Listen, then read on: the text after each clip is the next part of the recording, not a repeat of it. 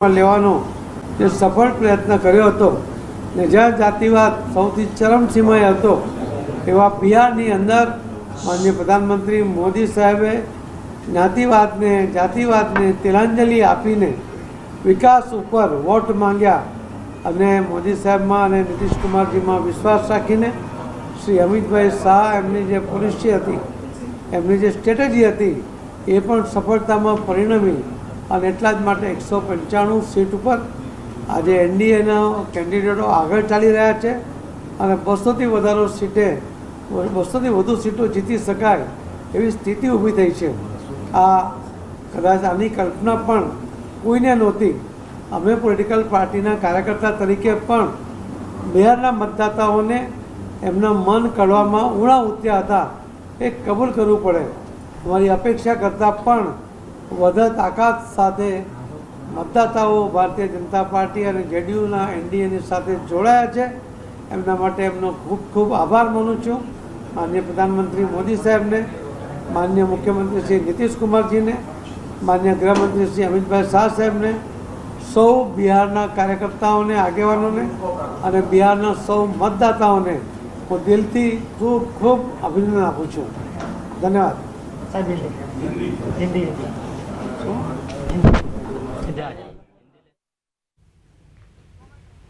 તો 196 સીટ પર અત્યારે એનડીએ આગળ છે અને તે મામલે જ CR પાટીલ જે સહપ્રભારી બિહારના મોટી જવાબદારી તેમના શિરે હતી અને તેમણે નરેન્દ્ર મોદીનો આભાર માન્યો છે।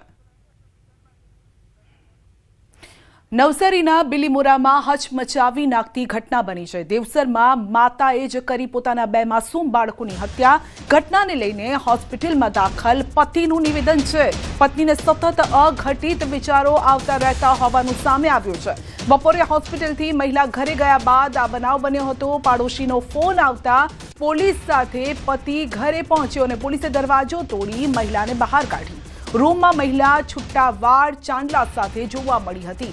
હત્યા કરનાર મૂળ ઉત્તર પ્રદેશની રહેવાસી છે। બિલીમોરા નજીક આવેલ દેવસર ગામે રહેતા હતા। ટાઇફોઇડ થતા પતિને હોસ્પિટલમાં દાખલ કરાયો હતો। હત્યારી મહિલાને સપના આવ્યા હોવાનો દાવો છે। પતિની હત્યા કરી, બાળકોની હત્યા કરવી અને તમામની હત્યા કર્યા બાદ પોતે પણ આત્મહત્યા કરી લેવી, આ પ્રકારનું સ્વપ્ન મહિલાને આવતું હતું ને તેણે આ સપનાને સાચું માની બંને બાળકોની હત્યા કરી નાખી। પોલીસે હત્યારી મહિલાની ધરપકડ કરી છે। તો જાણે કે ફિલ્મી કિસ્સો હોય એ પ્રકારની આ સાચી ઘટના બની છે। નવસારીમાં બિલીમોરામાં હચમચાવી નાખતી આ ઘટના બની છે। નવસારીના બિલીમોરામાં એક મહિલાએ પોતાના 2 માસૂમ બાળકોની હત્યા કરી છે। તેને સપનામાં આવતું હતું અને સપનું એ પ્રકારનું આવતું હતું કે પતિની હત્યા કરવી, ત્યારબાદ બાળકોની હત્યા કરવી અને પછી પોતે આત્મહત્યા કરી લેવી। ટાઇફોઇડ થયેલું હતું, બીજું બધું બરાબર ચાલતું હતું। પછી કાલે એ 4 વાગે અહીંયાથી ગઈ, પછી ત્યાં હું થયું હું નહીં થયું તે આપણને નહીં ખબર। પછી મેં બાજુવાળાએ મને ફોન કર્યો। મેં ને પોલીસવાળાએ અંદરનો દરવાજો તોડ્યો તો એ બંને પોયરા ઉપર બેસી રહેલી હતી ને વાળ ખુલ્લા ને ચાંદલો ને એવું બધું લગાવી રહેલી હતી। ગાંધીનગરના રાયપુર ગામમાંથી ગુમ થયેલી બાળકીનો કોથળામાંથી મૃતદેહ મળી આવ્યો છે અને પંથકમાં ચકચાર મચી ગઈ છે।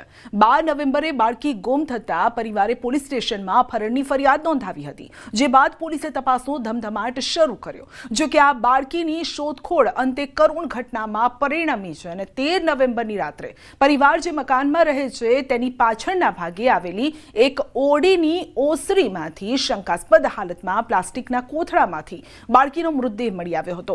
તો બાળકીની નિર્મમ હત્યાની જાણ થતા એસપી રવિ તેજા અને લોકલ ક્રાઇમ બ્રાન્ચની ટીમ તેમજ એફએસએલની ટીમ પણ પહોંચી હતી। પોલીસ તપાસમાં ચોંકાવનારો ખુલાસો થયો। પાડોશીએ જ બાળકીની હત્યા કરી નાખી અને બાળકોના ઝઘડામાં બાળકીની હત્યા કરી હોવાનો પિતાએ આક્ષેપ લગાવ્યો છે। તો બાળકીના મૃતદેહને જોઈ પરિવાર પર આફ ફાટી નીકળ્યું છે। પોલીસે આરોપીની ધરપકડ કરી વધુ તપાસ હાથ ધરી છે। પરિવારજનોએ આરોપીને કડકમાં કડક સજા કરવાની માંગ કરી છે। અત્યારે ભાઈ પોલીસ સ્ટેશનમાં સર રાત્રે અમારી જોડે જ હતો। આગળ પાછળ અમે જે પોલીસવાળાના જે બી કહેતા હતા તો એ અમારી જોડે જ સાંભળતો તો એ બી કહેતો હતો કે આવું ના કરવું જોઈએ. બાજુવાળા ઉપર જ આરોપ નાખતો હતો, જે નિર્દોષ હતો એના ઉપર જ આરોપ નાખતો હતો. એને કરવા છતાં એની વાઈફ બી અમારી જોડે હતી. એ બી એવું કહેતી હતી કે અમે જાણતા નહીં ને અમારા ઘરમાં વારે ઘડીએ તપાસ કરે છે. બરાબર. એટલે અમારે બીજું કંઈ નહીં જોતું સાહેબ. અમારી નાની છોકરી હતી, અમારે એના માટે ન્યાય જોઈએ છે, બીજું કંઈ નહીં. એના કડકમાં કડક સજા થવી જોઈએ, ફાંસીની. અમારે બીજું કંઈ નહીં જોતું સાહેબ. એ ચેકિંગ માટે સાહેબે મોકલી 2 ગાડીઓ અને એની શોધખોળ ચાલુ કરી. એ આજકાલ કરતાં 2 દિવસ થઈ ગયા અને એને મારીને ફેંકી દીધી. અમારા વચ્ચે જ રહેતો હતો પણ અમને ખ્યાલ આવ્યો નહીં કે આ જ વ્યક્તિ હોય. તો એને શું કર્યું, પછી એ લાશ હતી ને તે એના ભંગારના નીચે ગાળી દીધી, કોથળીમાં પેક કરીને. ગુમ થનાર દીકરીનો મૃતદેહ એક બંધ કોથળીમાં ફરિયાદીના ઘરના પાસેથી મળવા આવ્યું હતું, જેને લઈને પોલીસ વધારે તપાસમાં અત્યારે છે. પોલીસની તપાસમાં અત્યાર સુધીમાં ટોટલ 4 લોકોના ડિટેન કરવામાં આવ્યું છે, જેની વધારે પૂછપરછ અત્યારે જારી છે. ભરૂચના સાયખાની વિશાલ્યકરની કંપનીમાં થયેલા પ્રચંડ વિસ્ફોટના સીસીટીવી ફૂટેજ સામે આવ્યા છે. પ્રચંડ વિસ્ફોટથી આખો વિસ્તાર ધણધણી ઉઠ્યો હતો. અવાજ એટલો તીવ્ર હતો કે આસપાસની કંપનીઓમાંથી લોકો બહાર આવી ગયા હતા. ઘટનામાં 3 લોકોના મોત નીપજ્યા છે. તો આ વિસ્ફોટના સીસીટીવી સામે આવ્યા છે, આ દ્રશ્યો સામે આવ્યા છે. જ્યારે વિસ્ફોટ થયો ત્યારે આખો વિસ્તાર ધણધણી ગયો હતો. ભરૂચમાં જે વિસ્ફોટ થયો હતો અને તેના દ્રશ્યો સામે આવ્યા છે, જેમાં 3 લોકોના મોત નીપજ્યા હતા. તો સીસીટીવી ફૂટેજ સામે આવ્યા છે કે કઈ રીતે આ વિસ્ફોટ થયો હતો અને આગ પ્રસરી ગઈ હતી, જેમાં 3 લોકોના મોત થયા.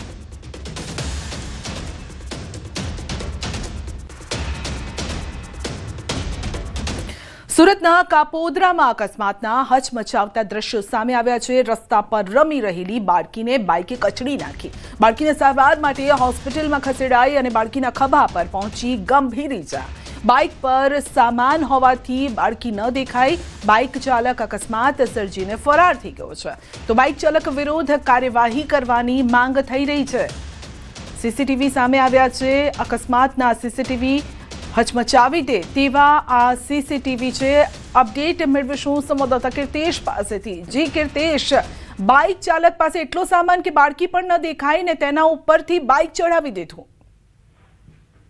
બિલકુલ સંજય, સુરતના કાપોદ્રા વિસ્તારની આ ઘટના છે. ત્યાં આ જ પ્રકારે બાઇકો પર માલ સામાન લાદીને લોકો જતા હોય છે, જેને લઈને પોલીસ તેમના વિરુદ્ધ કાર્યવાહી કરતા ધારાસભ્ય આગળ આવ્યા, તમામનો બચાવ કર્યો હતો. ખાસ કરીને આ ઘટના મંગલદીપ સોસાયટીની શેરી નંબર 3ની છે કે જ્યાં બાઇક ચાલક એટલો બધો સામાન ગાડી પર લઈને જાય છે કે આગળ ચાલતું બાળક દેખાતું નથી ને તે બાળકને અડફેટે લે છે, જેને લઈને 3 વર્ષના બાળકને ગંભીર ઈજા થાય છે. તાત્કાલિક તેને સારવાર માટે હોસ્પિટલ ખસેડવામાં આવે છે. જો કે બાળકનો સદનસીબે બચાવ થયો છે. સમગ્ર ઘટના સીસીટીવીમાં કેદ થઈ છે.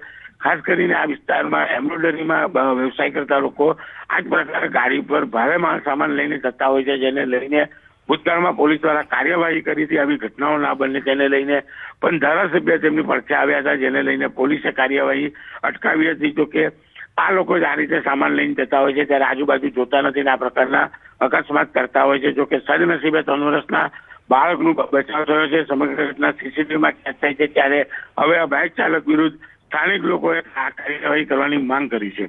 જી, આપનો આભાર.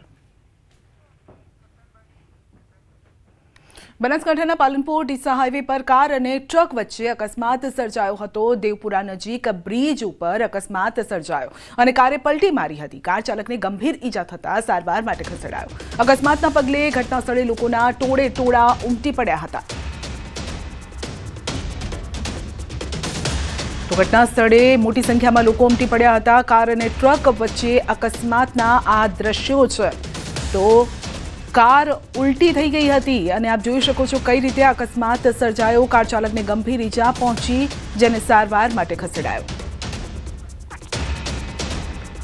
દેવભૂમિ દ્વારકા જિલ્લામાં ખંભાળિયા દ્વારકા હાઈવે પર મગફળી લઈને જતી વાન પલટી ખાઈ ગઈ હતી. ચાલકે સ્ટીયરિંગ પરથી કાબુ ગુમાવતા વાને પલટી મારી અને રસ્તા પર મગફળીની બોરીઓ વેરવિખેર થઈ ગઈ હતી. અન્ય વાહન ચાલકોને પણ જેના કારણે મુશ્કેલી નડી હતી. સામોર ગામના પાટિયા નજીક અકસ્માત સર્જાયો હતો. સદનસીબે અકસ્માતમાં કોઈ જાનહાનિ નથી થઈ.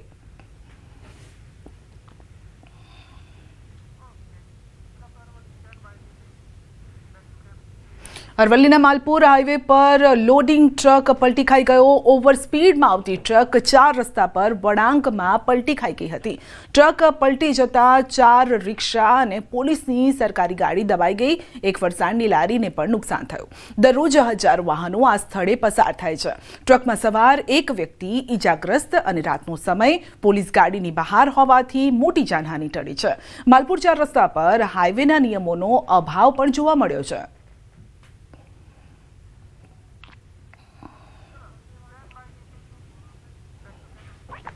અમદાવાદના ફતેવાડી વિસ્તારમાં મોડી રાત્રે થયો પથ્થરમારો. એક જ કોમના 2 જૂથ આમને સામને આવી ગયા હતા અને પરિસ્થિતિ વધુ વણસી જતા પોલીસ કાફલો સ્થળ પર પહોંચ્યો હતો. સ્થિતિને કાબૂમાં લેવાનો પ્રયત્ન કર્યો હતો, જેના સીસીટીવી પણ સામે આવ્યા છે. તોફાની તત્વો ત્યારે એકઠા થયા રાત્રે અને પોલીસ તેમને પકડવા માટે પહોંચી હતી. અપડેટ મેળવીશું ઋત્વિજ પાસેથી. સહયોગી ઋત્વિજ આપણી સાથે જોડાઈ ગયા છે. જે ઋત્વિજ, એક જ કોમના 2 જૂથ સામે આવી ગયા. જી સંધ્યા, વાત કરીએ તો જે બનાવ છે તે વેજલપુરના ફતેવાડી વિસ્તારનો બનાવ છે. ગત મોડી રાત્રે એક જ સમાજના 2 જૂથો છે તે આમને સામને આવી ગયા હતા અને જોતજોતામાં પથ્થરમારો શરૂ થઈ ગયો હતો. જોકે જ્યારે સમગ્ર ઘટનાની જાણ પોલીસને કરવામાં આવી હતી ત્યારે વેજલપુર પોલીસ તાત્કાલિક ઘટના સ્થળ પર પહોંચી હતી અને પરિસ્થિતિ પર કાબુ મેળવ્યો હતો. કેટલાક જે અસામાજિક તત્વો છે તેઓને હાલમાં ઝડપી પણ લેવામાં આવ્યા છે. તેમની પૂછપરછ શરૂ કરવામાં આવી છે. જોકે આ જે બનાવ છે તે બનાવ છેડતીને લઈને થયો હોવાનું હાલમાં પ્રાથમિક તપાસની અંદર જાણવા મળી રહ્યું છે. પરંતુ પોલીસ દ્વારા જે આસપાસના સીસીટીવી ફૂટેજ અને જે આરોપીઓ છે તેઓની પૂછપરછ શરૂ કરીને વધુ કાર્યવાહી શરૂ કરવામાં આવી છે. જી, આપનો આભાર.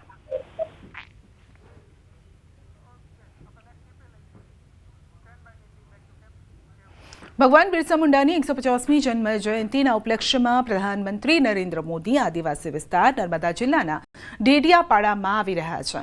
પીએમ મોદી પ્રધાનમંત્રી બન્યા પછી પહેલી વખત ડેડિયાપાડા આવી રહ્યા છે અને માર્કેટિંગ યાર્ડમાં ઊભા કરવામાં આવેલા વિશાળ ડોમમાં તેઓ આદિવાસીઓની સભાને સંબોધિત કરશે. પીએમના આગમનને લઈને લોકોમાં ભારે ઉત્સાહ પણ છે. પીએમના સ્વાગત માટે અત્યારથી જ લોકો એટલા આતુર છે કે વર્લી ચિત્રોથી ઘર તેઓ રંગી રહ્યા છે. કારણ કે આદિવાસીઓની સંસ્કૃતિ અને આ પરંપરા જે છે, આ ચિત્રો જે છે તે તેમની ઓળખ છે, જેનાથી રંગાઈ રહ્યું છે ડેડિયાપાડા.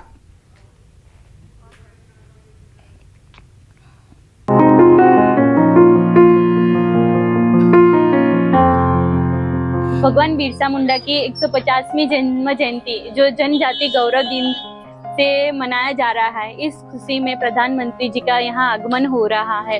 तो इस आगमन की खुशी में हम वर्ली पेंटिंग के माध्यम से उनका स्वागत करते हैं, जिसमें उनका फेस्टिवल हो गया, वो दिन में क्या करते हैं, खेत में कैसे काम करते हैं, पानी कैसे भरने जाते हैं, वो प्रकृति के साथ कैसे जुड़े हुए हैं, जिसमें होली फेस्टिवल हो गया, डांस मूवमेंट जो समूह नृत्य हो गया, फिर हल खेत में हल कैसे चलाते थे, प्राचीन समय वो कैसे रहते थे, सब मैंने पेंटिंग के माध्यम से दिखाया.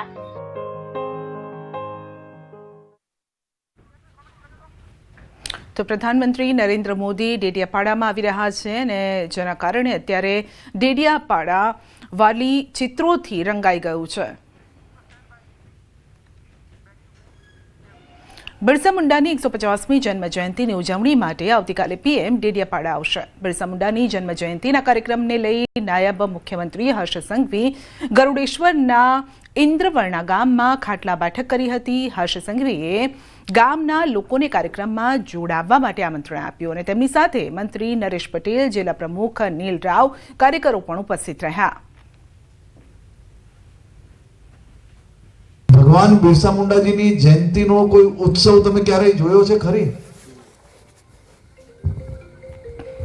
પરંતુ આ આયોજન થકી દેશના બધા જ સમાજો જનજાતિ ગૌરવ દિવસના દિવસે આપણા આખા સમાજ પર ગૌરવ લઈ શકાય તે માટે દેશના લોકપ્રિય પ્રધાનમંત્રી શ્રી નરેન્દ્રભાઈ મોદીજીએ આ ખૂબ મોટો પ્રયાસ કર્યો છે. આપણા જ કાર્યક્રમમાં હું આપ સૌને આજે આમંત્રણ આપવા આવ્યો છું કે આવો આપણે સૌ સાથે મળીને એક નવો ઇતિહાસ રચીએ. અમદાવાદમાં સતત ત્રીજા દિવસે ઇન્કમટેક્સનું સર્ચ ઓપરેશન યથાવત છે. આશ્રમ રોડ પર આવેલી એનસીપીની ઓફિસમાં સર્ચ જોવા મળ્યું. અજીત પવાર જૂથના કાર્યાલય પર આઈટીએ તપાસ કરી હતી. દસ્તાવેજી પુરાવા, ડિજિટલ પુરાવા, ચૂંટણી ખર્ચ સહિતના હિસાબોની તેઓએ તપાસ કરી અને છેલ્લા 3 દિવસથી આઈટીની ટીમો પાર્ટીની અલગ અલગ ઓફિસોમાં તપાસ કરી રહી છે. અમદાવાદમાં 3 દિવસથી ઇન્કમટેક્સનું સર્ચ ઓપરેશન ચાલી રહ્યું છે અને અમદાવાદના આશ્રમ રોડ પર આવેલી આ એનસીપીની ગુજરાત પ્રદેશની ઓફિસ છે કે જ્યાં 3 દિવસથી ઇન્કમટેક્સના અધિકારીઓ જે છે તે સર્ચ કરી રહ્યા છે. જે આ પ્રદેશ કાર્યાલય છે ત્યાં અધિકારીઓની ટીમ જે છે તે તમામ દસ્તાવેજો જે છે તે તપાસી રહ્યા છે, ડિજિટલ પુરાવાઓ તપાસી રહ્યા છે અને સાથે સાથે જે પૈસાની જે લેવડ દેવડ હોય એ હિસાબો હોય તેની પણ તપાસ કરવામાં આવી રહી છે. આ ઉપરાંત જે એનસીપીના અલગ અલગ કાર્યાલયો જે છે ત્યાં પણ જે ઇન્કમટેક્સના અધિકારીઓને અલગ અલગ ટીમ જે છે તે આ સર્ચ ઓપરેશન કરી રહી છે અને જે પૈસાની લેવડ દેવડના હિસાબો જે છે તે તપાસવામાં આવી રહ્યા છે. એટલે કે હાલ ત્રીજા દિવસે પણ આ અમદાવાદ સ્થિત જે એનસીપી કાર્યાલય, જે પ્રદેશ કાર્યાલય છે ને ત્યાં ઇન્કમટેક્સના અધિકારીઓનું સર્ચ ઓપરેશન ચાલી રહ્યું છે. કેમેરામેન અમિત શર્મા સાથે સંજય ટાંક, ન્યૂઝ 18 ગુજરાતી, અમદાવાદ. જામનગરમાં ખ્યાતિકાંડ જેવો વધુ એક પ્રકરણ સામે આવતા આરોપીઓ ભૂગર્ભમાં ઉતરી ગયા છે. પીએમ જય યોજના અંતર્ગત ચેડા કરવાનો આરોપ છે. ત્યારે સમગ્ર કૌભાંડમાં સંડોવાયેલા તબીબ પાર્શ્વ વોરા અને તેનો પરિવાર પલાયન થઈ ગયો છે. ન્યૂઝ 18ની ટીમ તેના ઘરે પહોંચી અને ત્યારે અલીગઢી તાળું જોવા મળ્યું હતું. એક તરફ ભોગ બનનારા દર્દીઓના પરિવારજનો પોલીસ ફરિયાદની તૈયારી કરી રહ્યા છે અને બીજી તરફ જેસીબી હાર્ટ ઇન્સ્ટિટ્યૂટના સાથી ડોક્ટર પણ છેતરપિંડીનો આરોપ તેના પર લગાવી રહ્યા છે. તો હાલમાં સનસનીખેજ આરોપો વચ્ચે તબીબ પાર્શ્વ વોરા પલાયન થઈ ચૂક્યા છે.